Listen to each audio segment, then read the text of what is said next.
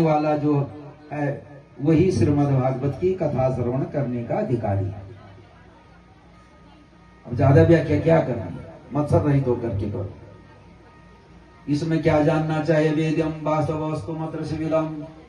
इसमें एक वस्तु को जानना है हमको। वस्तु कहते हैं परमात्मा को। वस्तु माने परमात्मा। वस्तु परमात्मा का नाम है, वस्तु नपुंसक, और वही वास्तव है। वही वस्तु वास्तव है। थोड़ा समझो, वास्तव किसको कहते हैं? बोले वस्तु को वास्तव कहते हैं।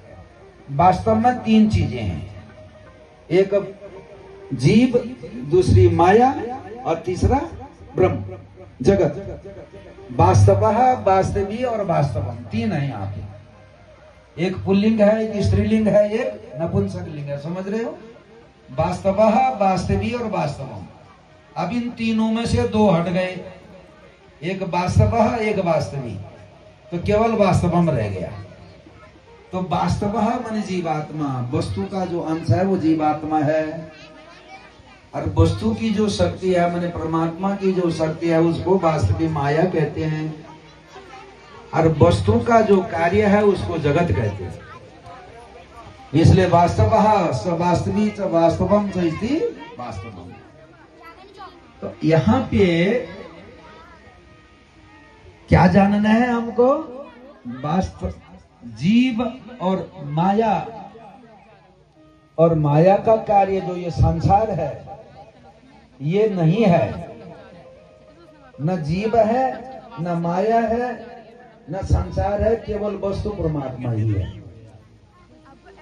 केवल वस्तु ही है। इसलिए उस वस्तु को ही हमें जानना है, माने परमात्मा को जानना। ज्यादा विस्तार से मत जाओ। इस भागवत में विषय क्या है?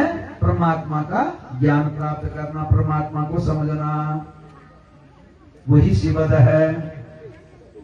तापात्रोन्मूलनम, और तीनों ताप जो है कल बता दिया था मैंने, आदि भौतिक, आदि दैविक और आध्यात्मिक, इन तीनों तापों की निवृत्ति श्रीमद् भागवत की कथा से होती है। ये इसका प्रयोजन है। तो अधिकारी कौन है? जो